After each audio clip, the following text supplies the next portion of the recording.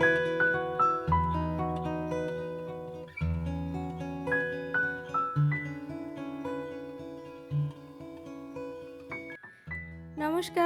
কেমন আছেন আপনারা সবাই? আশা করছি আপনারা সকলে খুব ভালো আছেন এবং সুস্থ আছেন।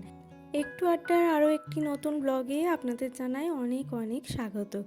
আশা করছি আপনারা সকলেও খুব ভালো আছেন, আমিও এদিকে খুব ভালো আছি। স্কুল থেকে বাড়ি ফিরে একটু ফ্রেশ হয়ে নিয়েছি, তারপরে সমস্ত ক্লান্তি ঝেড়ে ফেলে দিয়ে রেডি হয়ে নিচ্ছি। চলুন আজ আপনাদের নিয়ে যাব একটা নতুন জায়গায়। এই যে আমি একদম রেডি হয়ে গেছি। এই গরমে সাজুগুজু মানে কি, একটু হালকা লিপস্টিক আর কপালে একটা টিপ, আর কিচ্ছু না। চোখে কাজলটাও এখন আর পরতে একদমই ইচ্ছা হয় না, কারণ গরমের জ্বালায় চোখের তলাটা একদম কালো হয়ে যায় আর দেখতে তখন খুব খারাপ লাগে। বাড়ির সামনে এই রাস্তাটার অবস্থা একদম খারাপ, এত কাদা হয় এই বর্ষার সময়টাতে যে কি বলবো। চলে এসেছি রাস্তার উপরে, খানিকক্ষণ দাঁড়িয়ে রইলাম, কিন্তু টোটো বা বাস কিছুই পেলাম না। তো অগত্যা ভাবলাম হাঁটতেই শুরু করে দিই। এখান থেকে হেঁটে যেতে সময় লাগবে ওই 20 থেকে 25 মিনিট মতন। আর ওয়েদারটাও যেহেতু ছিল খুব সুন্দর, এত ভালো লাগছিল চারিদিকটা, তো সেই কারণে বললাম চলো এখান থেকে এইটুকু হাঁটাই দিই। এই দেখুন আমি আর মা এদিকে বেরিয়ে পড়েছি। তো এই যে যেতে যেতে আপনাদের কিছু কিছু জিনিস দেখাবো, যেগুলো আমাদের এখানকার খুব বিখ্যাত একটা জায়গা আর যেগুলো আমার ভীষণ পছন্দের। প্রথমেই বেরিয়ে এসেছি বজরংবলীর মন্দির, তারপরে এই যে কালীতলায় বারাসাত মায়ের মন্দির, আর এই যে হলো আমাদের এটা ডিভিসি ব্রিজ। এই প্রথমবার আমি যাব মাসিমণির বাড়ি, তো সেই কারণে আমি আর মা চলে এসেছি মিষ্টির দোকানে। আর সমস্ত মিষ্টি দেখে কোনো মিষ্টি খুব একটা ভালো লাগলো না, তাই অগত্যা নিয়ে নিলাম রসগোল্লা। তো চলুন এবার যাই আমরা আবার হাঁটা দিই। মিষ্টি নিয়ে তারপরে হাঁটতে হাঁটতে চলে এসেছি এখন রেল স্টেশন। এই রেল স্টেশনটা পেরোনোর পর আরও ওই 10-15 মিনিট মতন হাঁটা দিতে হবে। তো চলুন আস্তে আস্তে টুকটুক করে ঠিক পৌঁছে যাব। আসলে ওয়েদারটা ছিল ভীষণ সুন্দর, গরম তো একদমই করছিল না, আর এতটা হাঁটার পরেও একটুও ঘাম হয়নি, কারণ গত কয়েকদিন ধরে বেশ বৃষ্টি হচ্ছিল, একদম টানা সারা দিন রাত ধরে বৃষ্টি হচ্ছিল। সেই ওয়েদারের আমেজটা এখনো পর্যন্ত রয়ে গেছে। এটি হলো আমাদের এখানকার হাই স্কুল, আর এই স্কুলেই আমি 11-12 পড়াশোনা করেছি। পুরনো স্মৃতি মনে পড়ে যাচ্ছিল। চলে এসেছি এখন আমার মাসির বাড়িতে, আর মাসির বাড়িতে ঢোকার মুখে আর কোনো আমার ক্লিপ নেওয়া হয়নি, কারণ অনেক লোকজন ছিল, সবার সাথে কথা বলতে বলতে আমার আর ক্লিপ নিতে মনেই ছিল না। এখন চলে এসেছি মাসিমণিদের ছাদে। তো এখান থেকে আপনাদের আগেই দেখালাম মাসিমণিতে এখানে প্রচুর পান গাছ আছে, আর কি ভালো লাগছিল। আর মাসিমণির বাড়ি থেকে পান গাছ নিয়ে গিয়ে আমি আমার বাড়িতেও লাগিয়েছি। মাসিমণি হাতের কাজগুলো করেন, আর খানিকক্ষণ বসার পর বসা গল্প সবই হলো। এরপরে মিষ্টি জল খাওয়ার পালা, কিছুতেই খাবো না, আর মাসিমণি কিছুতেই ছাড়বে না। তো মাসিমণির বাড়িতে সন্ধ্যা পর্যন্ত কাটিয়ে তারপর চলে এসেছি এখন হাটে। আজকে হাটে আসার খুব ইচ্ছা ছিল। শুক্রবার দিন আমাদের এখানে একটা হাট বসে, যেটা খুব ছোট নয়, তবে আজকে হাটে দোকানপাটের পরিমাণ খুবই কম, কারণ মাঠটা কাদা হয়ে গেছে। গত কয়েকদিনের টানা বৃষ্টিতে মাঠে এত কাদা হয়ে গেছে, একদম পাক পাক হয়ে গেছে।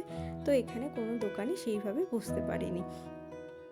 হাটটা বেশ অনেক কয়েক বছর ধরেই বসছে, কিন্তু না আমার আর আশা হয়ে ওঠেনি। এসেছিলাম আগে একবার, কিন্তু তখন আর কোনো ভিডিও করা আমার হয়নি। তো আজকে বললাম মাকে যে চলো আজকে শুক্রবার হাট থেকে ঘুরে আসি, দেখি কি পাওয়া যায়। ওয়েদারটাও ভালো ছিল, আর শরীরে অতটা ক্লান্তিও ছিল না। তো এসে দেখলাম যে আমার শরীরে ক্লান্তি না থাকলে কি হবে, মাঠটাতে আজকে হাটের দোকান বসার মতন পরিস্থিতিই ছিল না। এই হাটে সমস্ত কিছু পাওয়া যায় এবং প্রচুর বেচাকেনা হয়।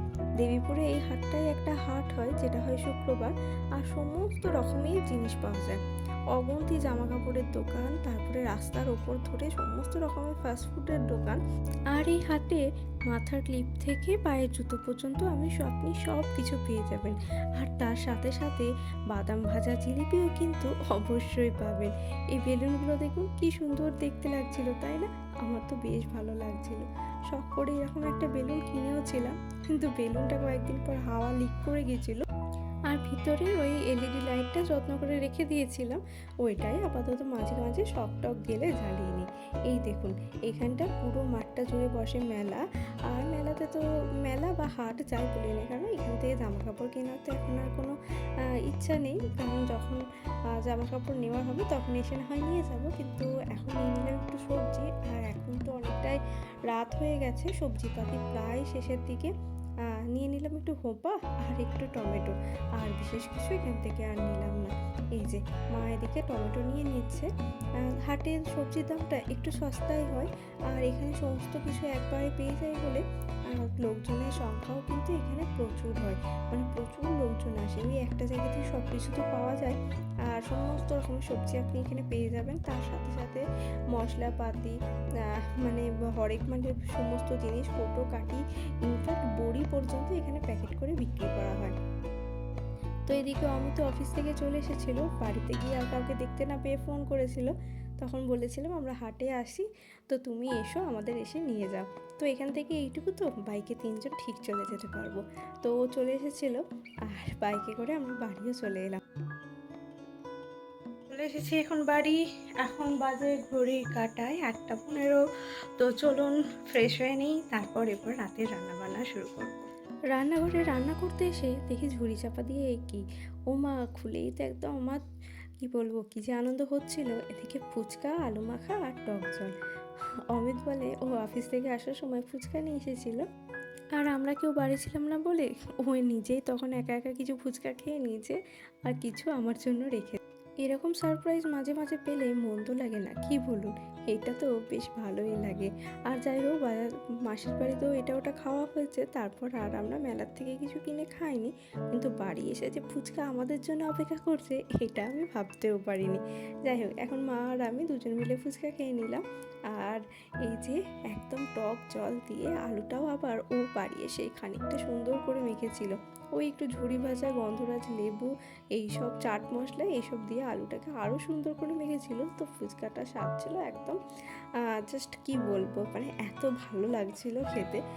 কিন্তু অনেকক্ষণ এনে রেখেছিল আর একটা পেতে চাপা দিয়ে রেখেছিল বলে ফুচকাটা একটু মিয়ানো মিয়ানো হয়ে গিয়েছিল। তাই খেতে অতটা ভালো না লাগলেও আলু মাখাটার স্বাদে কিন্তু খেয়েই নিয়েছি। এখন বসিয়ে দেবো রাতের রান্না। আজকে রাতে হবে ছোলার ডাল, রুটি, আর ওর জন্য হবে ভাত, আর বাবার জন্য হবে ভাত। আর তার সাথে হয়েছে আজকে কুঁচে, সকালে যে কুঁচেটা ছিল সেটাই হচ্ছে এখন রান্না করা হয়েছে। রাত এখন প্রায় 9টা, তবু বাবুর হুকুম হয়েছে সে এখন চা খাবে, সো সেই কারণে এই যে চা বসিয়ে দিয়েছি।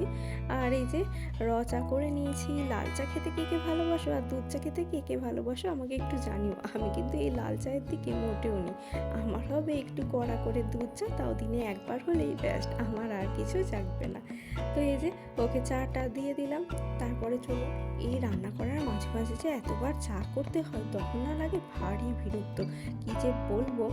কেমন করে আয়েশ করে বসে চা খাচ্ছে দেখুন, যেন কোথাকার রাজা সাহেব এলেন। এই যে আমার রান্না এদিকে হয়ে গেছে, এই যে ছোলার ডাল ফুটে গেছে। ছোলার ডালটা যতই এভাবে একটু পাতলা রাখবো, কিন্তু খাওয়ার সময় দেখি সেই ঘন হয়েও যায়। আজকেও মনে হচ্ছে সেরকমই হবে। এই দেখুন কতটা পাতলা রেখেছি, তারপরেও খেতে বসে দেখবো ছোলার ডাল একদম ঘন হয়ে গেছে। একটু রুটি দিয়ে খেতে গেলে একটু পাতলা না থাকলেও ভালো লাগে না, আবার খুব একটা ঘন হয়ে গেলেও ভালো লাগে না। যাই হোক, চলুন এবার আটাটা মেখে রেখে দেবো। আটাটা মেখে বেশ খানিকক্ষণ রেখে দেবো, কারণ রুটি খেতে খেতে তো সেই 10টা।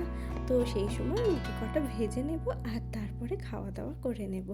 একদম গরম গরম হাতে গড়া পাতে পড়বে রুটি, তার স্বাদই কিন্তু অন্যরকম। আগামীকাল সকালে যা রান্না হবে সেগুলো মা এখনই কাটাকাটি করে রেখে দিলেন। তো এই যে হোপা কাটা হয়েছে, পটল, আর সাথে সাথে মোচা। এই মোচাটা না সিঙ্গাপুরি কলার মোচা, আগেরবার এই সিঙ্গাপুরি কলার মোচা একদমই খাওয়া যায়নি, গোটা মোচাটাই ফেলে দিতে হয়েছিল, কি তেতো ছিল। সেই কারণে আজকে রাতেই মা মোচাটা কেটে রেখে দিলেন, হলুদ জলে ভিজিয়ে কাল সকালে একটু রান্না করে দেখবে, মানে একটু বড়া করে দেখবে, যদি খাওয়া যায় তাহলে রান্না করা হবে বাকিটুকু। তো এদিকে আমার রান্না করতে করতে বাসনগুলো সব ভিজিয়ে রেখে দিয়েছিলাম। এই রান্না করার পরেই যদি বাসন কোসনগুলো সব ধুয়ে রেখে দিই, তাহলে না পরের দিন আর চাপ পড়ে না। আর ওই একসঙ্গে গাদা বাসন দেখলে মানে মনটাও তখন হয় কি করে এত বাসন মেজে উদ্ধার করব। কিন্তু এই একটু একটু করে মেজে নিলে, আর এই গরম কড়াই যদি মেজে নেওয়া হয়, তাহলে কিন্তু কড়াইগুলো পরিষ্কারও হয়ে যায় তাড়াতাড়ি, আবার অত চাপ দিতেও হয় না। তো তো এদিকে আমার বাসন মাজা ধোয়া সব হয়ে গেছে।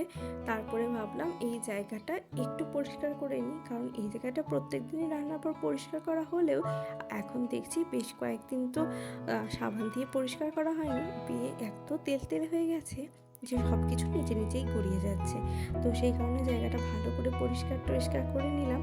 আর এখন ঘড়ির কাঁটায় ওই 10টা 15 মতন অমিতকে আর বাবাকে ভাতটা দিয়ে দিলাম। আর এই দেখুন, করা হয়েছিল কুঁচের তরকারি, মানে কুঁচে এক ধরনের মাছ। যাই হোক, এটা নাকি খুবই পুষ্টিগুণ সম্পন্ন, এটা খেলে প্রচুর রক্ত টক্ত হয়।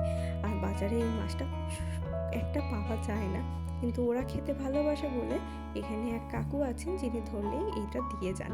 তো যাই হোক, ওরা খেতে ভালোবাসে, কিন্তু এটা দেখে আমার এতটাই খারাপ লাগে, কেমন সাপের মতন দেখতে পেলে আমি কোনোদিনও খেতেও পারিনি আর খাওয়ার চেষ্টাও করিনি। যাই হোক, এরপর আমাদের রুটিটাও করে নেব। রুটি তো আর বেশি হবে না, ওই হয়তো 4 থেকে 5টা রুটি হবে। তো গরম গরম রুটি করে নেব, আগে থেকে করে রাখলে ওই ঠান্ডা রুটি খেতে একদমই ভালো লাগে না। তো চলুন এবার আস্তে আস্তে রুটি রুটি করে নিই।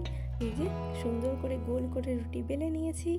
আর কেন জানি না হাতটা কেমন যেন আঙুলগুলো টান হয়ে গেছিলো, সেই জন্য একটু আবার ছাড়িয়েও নিলাম। তাওয়া গরম হয়ে গেছে আর চাপিয়ে দিলাম একটা রুটি। আমি আবার একটা একটা করে রুটি করতে পারি না, আমি একসাথে 3টে করে রুটি করি, এতে আমার খুব সুবিধা হয়। আর হ্যাঁ, প্রথম প্রথম রুটি যখন করতাম ফুলতো না, কিন্তু তারপরে মায়ের কাছে জানলাম রুটিটাকে বেশি সেঁকে ফেললে হবে না, রুটির মধ্যে যাতে একটু আর্দ্রতা থাকে সেই রকমটা রাখতে হবে, নইলে রুটিটা নাকি ফুলবে না। খুব শাঁখা হয়ে গেলে সেটা তো পাঁপড় ভাজার মতন হয়ে যাবে, তারপর আবার আগুনের ওপর দিলে সেটা আর ফুলতে চাইবে না। যাই হোক, শেখার কোনো শেষ নেই, মায়ের কাছে গিয়ে একটা একটা করে টিপস নিয়ে আসি আর এখানে এসে কাজে লাগাই, আর দেখি সেটা হয় একদম পারফেক্ট। তো চলুন, সবার খাওয়া হয়ে গেছে, আমি আর মা এখন বসে খেয়ে নিই। এই যে আজ ছোলার ডালটা সেই শক্ত হয়ে গেছে, মানে টাইট হয়ে গেছে।